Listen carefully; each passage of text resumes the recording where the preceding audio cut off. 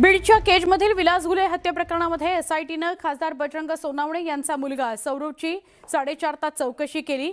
या हत्या प्रकरणावरून राजकारण तापलंय आणि आरोप प्रत्यारोप सुरू झालेत। या प्रकरणातील सत्य समोर यावं अशी मागणी खासदार बजरंग सोनावणे यांनी केली आहे। विलास घुले हत्येप्रकरणी चौकशीला वेग। बजरंग सोनावणेच्या मुलाची चौकशी।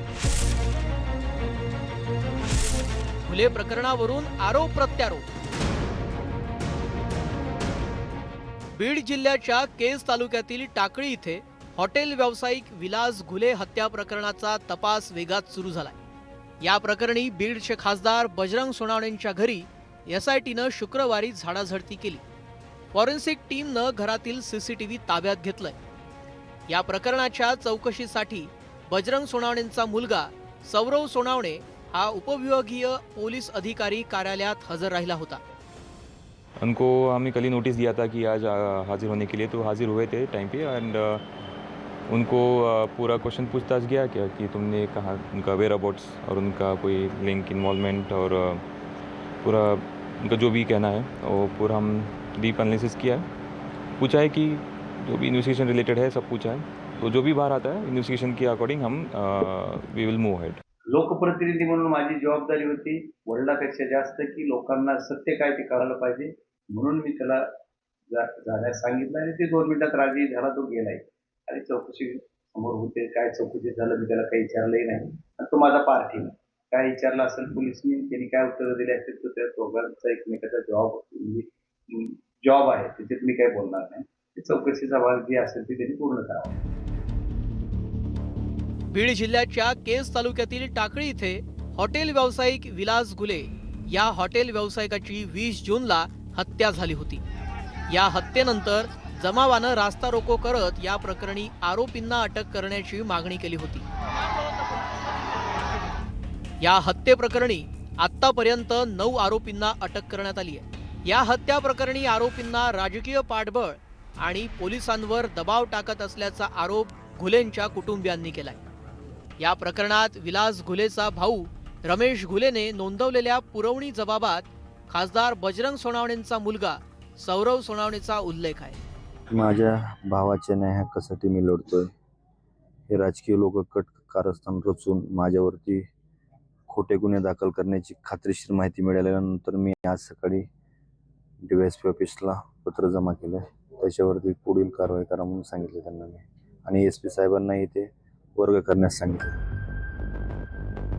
बीडच्या केजमधील हत्या प्रकरणाचा मुद्दा धनंजय मुंडेंनी विधानसभेतही उपस्थित केला होता। यानंतर विलास घुलेच्या कुटुंबियांचीही भेट घेतली होती।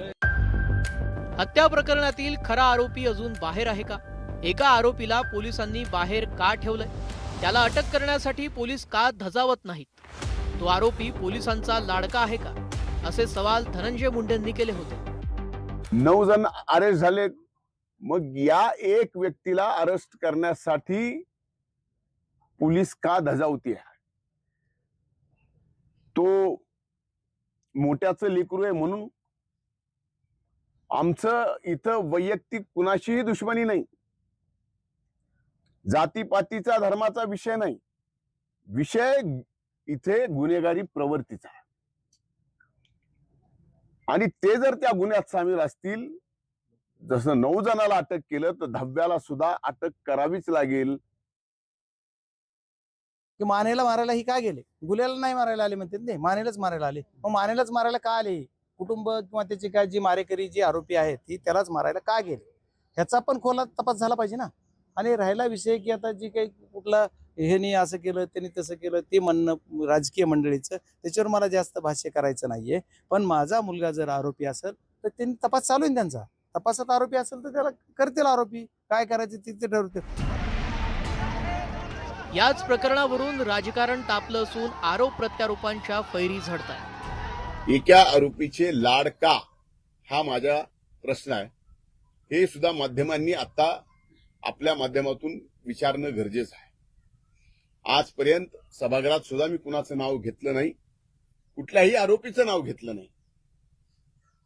ज्याचा खून झाला त्याचंच फक्त नाव घेतलं। आणि आमच्या सगळ्यांची इच्छा आहे की शेवटपर्यंत याच्या जे कोण गुंतले असतील त्याला शासन झालं पाहिजे, या भूमिकेतून आम्ही आज या ठिकाणी